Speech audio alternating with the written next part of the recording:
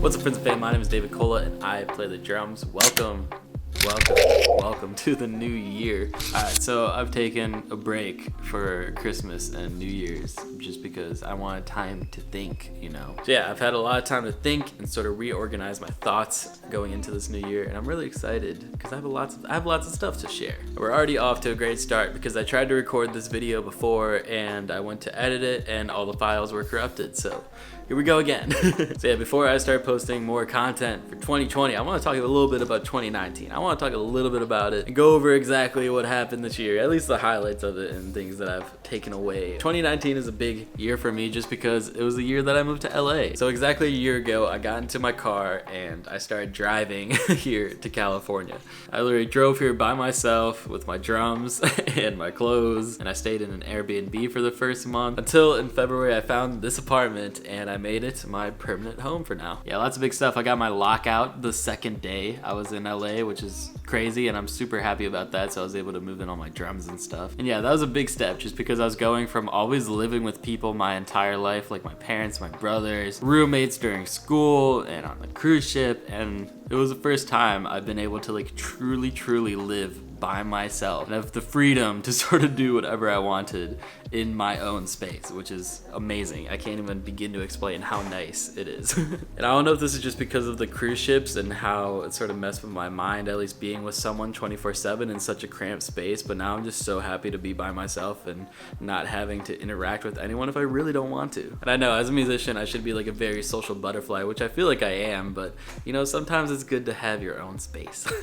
Other than that, I was able to catch up with so many friends from school and from ships and from all over the world that I hadn't seen in so long that now live here. I think that was the coolest thing, reconnecting with people and seeing how even though we haven't seen each other for 3 to 4 years, we're still best friends and the connection is still there, and that's a really cool thing to see. How it just feels like no time has passed even though so much time has passed. While we're on the topic of friends, I'm super thankful for all my friends. All my friends really stuck their necks out for me and gave me opportunities, whether it's just subbing or it's different stuff like that. Gave me my first gigs and has allowed me to survive up until now, so I'm super thankful for everyone that's really helped me along the way when I first moved here. Even now, I'm still thankful. So after I settled down here, after the first couple months, one of the first things that I really delve into was learning how to run tracks, learning Ableton as best as I could within a short amount of time, and just learning how to do that stuff so I could do it in case I was asked to do it for a gig. And that led straight into Lollapalooza with Jackie Foster, who's also one of those friends from school that I hadn't seen since school. I'm very thankful to her and also my friends Ethan and Gray for bringing me on board and also trusting me to do all that track stuff, even though I was still freshly new with it and whatnot. But yeah, it was a lot of pressure, of course, but I feel like because of that experience, not only Lollapalooza just because it's a big festival, because of that experience of having to run the tracks and make sure things don't go wrong and having backup plans and all that stuff, it really made me feel confident about doing all that since I had just freshly learned it. Also shouts to Eric Downs who helped me learn Ableton stuff. Yeah, Lollapalooza was a big highlight. That was my first, actually that's my first festival. That was truly my first festival was Lollapalooza, which is pretty sweet. Yeah, overall it just brought a lot of confidence, but it also gave me a taste of what that lifestyle could be, of what my future could hold in playing festivals and big shows and stuff. And right after that, I've always just had this dying thing inside me, I want to do that. I that thing that I saw as a kid, as a freshman in high school, just being I want to do that. That looks sweet, and now that I've had a taste of it, I'm yeah, that is sweet. Let's do more of that now. So it was truly an eye-opening experience, and it also brought a lot of confidence with it and sort of reassured me in a lot of ways that this is what I want to do. Yeah, let's keep doing this. This is nice. Now after Lollapalooza, I settled down a little bit, but also focused on lesson packs because that is something that I've been having so many questions about for years, was to share lessons and stuff like that. So I decided to do it in forms of packs that anyone can download at any time, so I don't have to write essays to people over DMs and stuff to answer them, but they can go and get these packs, and it has everything, all my information I have in my head in those packs. So that was another big thing. And then out of nowhere, I got a message from E-Man saying, He had a gig for me, and I got a call from the music director, and then I went into rehearsals to play with Nicole Scherzinger for an intimate Broadway type show. Now that was my first time playing for a really successful artist. I mean, the lead singer of the Pussycat Dolls. I mean, that was a lot of pressure on me, but it was great because the entire crew was super chill, but also helped because everyone I was working with was literally not only great at their instrument, but also like super chill and great people to work with. So that was a great first experience, and we got to do 2 shows in New York and then also 2 shows in London this past month. And that was the first time ever in London that I had my own drum tech. Oh my gosh, I can't even begin to explain how nice it is to have a drum tech. That was the first time in my life thus far where I haven't had to like set up anything for the gig. Like when I mean anything, like anything. There's some gigs now where I just have to bring my cymbals, but for this gig, all my cymbals were there, all my stuff was perfectly adjusted and perfectly like measured out. I can't even begin. Like it was amazing. I've never had that kind of treatment before, you know, it's pretty nice. Yeah, that gig went well, and like I said, it was just a great group of people, and also opened my eye to like, it also again gave me like a taste, like that's nice, like I like having a drum tech, like we should do that more often. So yeah, it's just something to work up towards, and a lot of this stuff has really just reminded me just to keep going, like this is what I want to do, and this is what I want to continue to work towards. And now, going into 2020, I'm still here, I'm still pursuing the same goal and just doing the best I can, and yeah, just working on stuff. Also, YouTube and Instagram, I've had so much support this year, especially on the cruise ship videos and whatnot. And now going into 2020, it's this year that I'm gonna knock off all these ideas that I have written down. Like I'm not even joking, I have like a million ideas that I can show you right now. Hold on. So I don't know if you can see this well, but you see all this list, all these little lines? Yeah, all of these are video ideas and lesson pack ideas and interviews and stuff with so many people. Like I can't even begin to explain. Like I have a lot of ideas. And it's all written down, and all the people that comment video ideas and ask me about different concepts, I'm positive that all of those are written on my phone.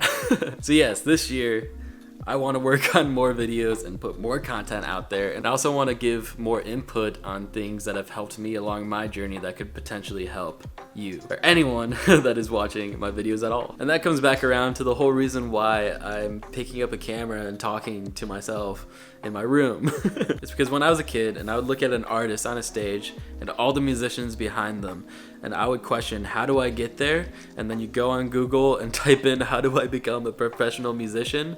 There's no like set guide. And of course there's no set guide, and there is no set guide for being a musician in general, but I didn't see anyone sharing their story on how they did it so publicly, and that's exactly what I want to do, is share the story of how I can go from playing in my parents' basement to moving to LA and landing a gig with some major artists and becoming a touring drummer. And I feel like if I can share my journey and my process and everything that has happened along my path, then hopefully it could help you or whoever's watching on theirs. That's the ultimate goal, and that's something that as I'm getting closer and closer and getting more tastes of what could be, and more tastes of like what I've been like literally fantasizing about since I was a kid, the more I feel like it's time that I can start sharing a lot more things that have happened or things that I've learned along my path. So hopefully you can see that this is a possible career, and by putting in the time and the effort, like you can do this too, and I believe that I will be able to do it too. Even though I'm not there yet, we're working on it, okay? That's the idea. I have lots of things that I want to do for YouTube, like other socials like Instagram and maybe even TikTok. I don't know. The possibilities are endless, but those are the ideas. So yeah, going into 2020, I just want to be the best me that I can, and I want to keep developing everything there is about me, as I feel like everyone should, obviously. Just as simple as being a better drummer and learning more things on my instrument and learning how to edit better, learning how to be more efficient with my time. So yeah, that's honestly it. This year, 2020, I'm just gonna be a better me, and I have a million ideas, and I'm ready to bring them to fruition. And one thing I just want to harp on before I end this video is that it's honestly been the most difficult adjusting to this lifestyle, because from like 8th grade up until last year, I had my whole life planned out. I had every single year planned out, basically. Like as a kid, I always planned on going to Berkeley. I planned on coming out here eventually just because it made the most sense. And I've had this in the plans and in the works forever, but when I got out here, I was like, well, what do I do now?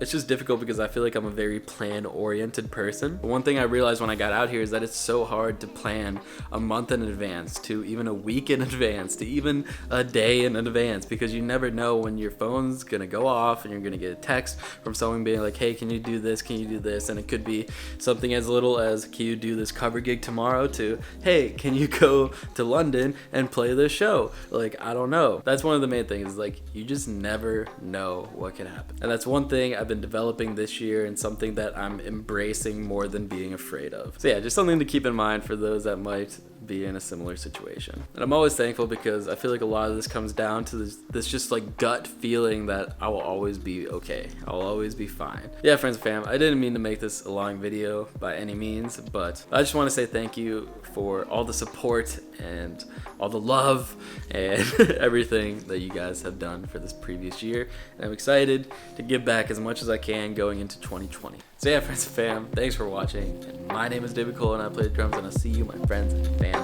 later.